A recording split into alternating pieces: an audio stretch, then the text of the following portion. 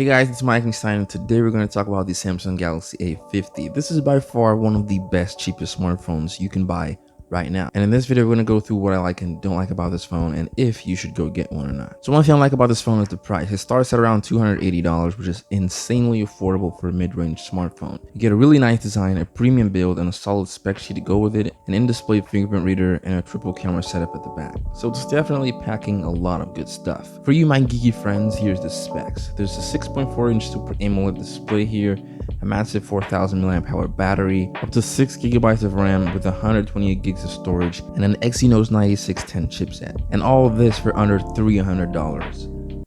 Whoa. I'm still surprised Samsung was able to keep the price so low for what you're getting here. I mean, these are really solid specs, and this definitely puts the A50 in the mid-range territory while sitting on the budget bench. Is that a word? Is that a thing? No. If there was one, the A50 should be sitting on it. That is the dumbest thing I've ever heard. Come on, I'm trying to make a point here. I'm just trying to make a point. All right, let's talk about the design. So it's difficult to not notice the super attractive color magic going on behind this phone. It kind of made its way here from the Note 10 and it looks pretty good. You may or may not be a fan, but I think it looks nice. It's also well built, feels nice in the hand, but because this is a budget phone, you're not getting a glass back on this device. It's completely plastic, but it's not like the cheap kind of plastic. It still feels kind of premium. Plus, not using glass also makes the phone feel lighter in your pocket. So for ports, you get a USB Type-C port, and thankfully the headphone jack survived the extermination of its kind on this phone. And as you might have noticed, there's no fingerprint reader at the back, so they tossed in their in-display fingerprint reader here. Now keep in mind, this isn't the super fast ultrasonic fingerprint reader that's on the S10. This is the optical scanner that works by beaming a light on your finger and scanning that print to unlock your phone. It's a little bit slower than the ultrasonic readers on the S10, but of course that's to be expected. So the screen is using the good old water drop notch to achieve a 91.6% screen to body ratio. It's a 6.4-inch Super AMOLED display here, a little bit above 400 ppi. It's really sharp and saturated, just like any other Samsung display.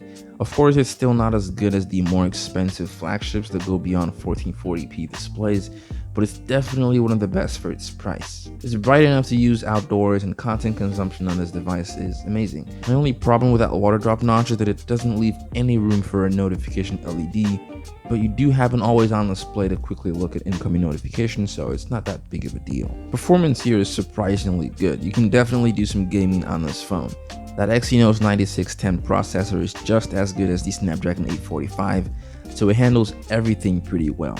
Paired with that 6 GB of RAM, you're definitely not going to notice any sort of lag using this phone. It's pretty snappy, scrolling through apps and multitasking is just amazing. And again, for this price, that's really good. Now let's talk about those cameras at the back. In case you're wondering why it has 3 cameras, one of them is a 25 megapixel main shooter, below that is an 8 megapixel wide angle lens, and below that is a 5 megapixel depth sensor. Images from these cameras look okay. It's not gonna blow your mind or anything. Like any other camera, it's gonna take amazing shots almost every time if there's a decent amount of light around, but it kinda struggles in low light. Sometimes there's quite a bit of grain and oversaturation in the shot, but when it's not doing that, it's taking really decent photos, and if you're not a heavy camera person, you should be okay with them. The battery life on the A50 is pretty darn good. You can easily get through the whole day with that 4000 mAh battery, and it even has fast charging. Of course, there's no wireless charging here. Samsung really wanted to keep this phone below $300, so if you want wireless charging so bad, you might just have to spend some more money. Now, some things I don't like about this phone that are worth mentioning are that it has quite a bit of bloatware. Samsung's One UI is already pretty heavy on its own, and having to deal with even more useless apps is not fun. But thankfully, you can disable all of this in the settings if you want. There's also the lack of a notification LED like I mentioned earlier.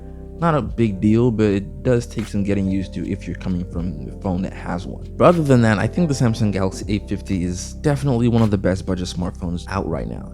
It has a premium design, an AMOLED display, a big battery, and impressive specs to go with it. If you're looking to buy a new phone and you don't have $1,000 to spend and you don't want to have to rob a bank or something, then you should totally check out the Samsung Galaxy A50. I'll have a link to it below if you want to pick one up right now. Don't forget to hit the like button if you like this video. Subscribe so you don't miss the next one, and I'm going to catch you guys in the next video.